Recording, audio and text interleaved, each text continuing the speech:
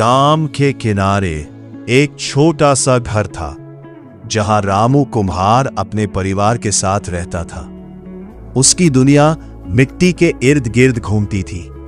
सुबह होते ही वह नदी किनारे जाता, अच्छी चिकनी मिट्टी ढूंढता और उसे घर लाकर अपने चाक पर आकार देता। रामू के हाथों में जैसे जादू था। वही साधारण मिट्टी उसके स्पर्श से घड़े, सुराही, दिए और सुंदर खिलौनों में बदल जाती। गांव के लोग कहते थे, रामू की मिट्टी बोलती है। लेकिन रामू हमेशा मुस्कुराकर कहता, ये मेरा नहीं, मिट्टी का कमाल है। एक दिन उसका छोटा बेटा मोहन उसके पास आकर बोला, बाबा, ये मिट्टी इतनी खास क्यों है? ये कैसे इतनी सुंदर चीज बन जाती है?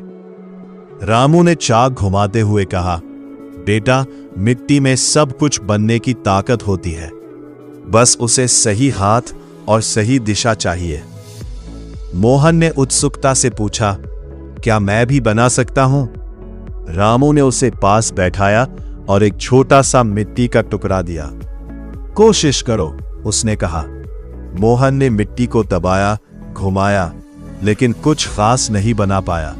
मिट्टी कभी टूट जाती, कभी बिखर जाती। वह थोड़ा उदास हो गया। रामू ने प्यार से उसके कंधे पर हाथ रखा। बेटा, मिट्टी को समझना पड़ता है, उसे जल्दी नहीं, धैर्य चाहिए। दिन बीतते गए। मोहन रोज अपने पिता के साथ बैठता और सीखता। धीरे धीरे उसके हाथों में भी सफाई आने लगी। एक दिन उसने खुद से एक छोटा सा सुंदर दिया बनाया। वो खुशी से चिल्लाया, बाबा, देखो, मैंने बना लिया। रामू की आंखों में गर्व था। शाबाश, अब तुम समझ गए कि मिट्टी क्या सिखाती है। मोहन ने मुस्कुराते हुए कहा, हां बाबा, धैर्य और मेहनत। रामू ने सिर हिलाया। और एक बात और, जैसे मिट्टी को हम जैसा चाहे वैसा बना सकते हैं, वैसे ही इंसान भी खुद को मेहनत और अच्छे विचारों से कर सकता है। इसी बीच गांव में एक बड़ा मेला लगने वाला था। रामू और मोहन ने मिलकर ढेर सारे दिए और घड़े बनाए।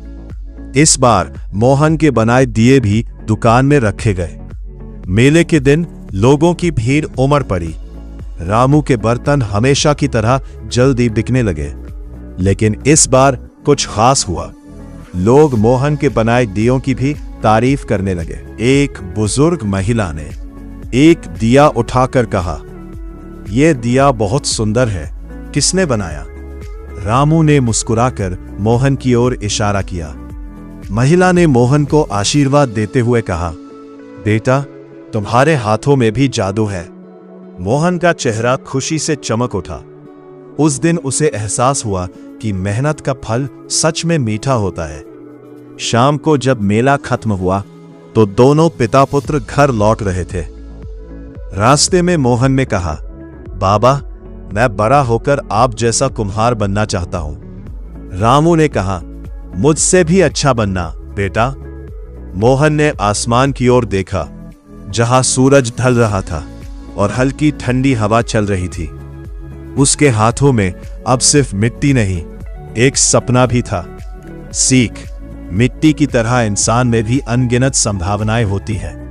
धैर्य, मेहनत और सही मार्गदर्शन से कोई भी खुद को सुंदर और उपयोगी बना सकता है।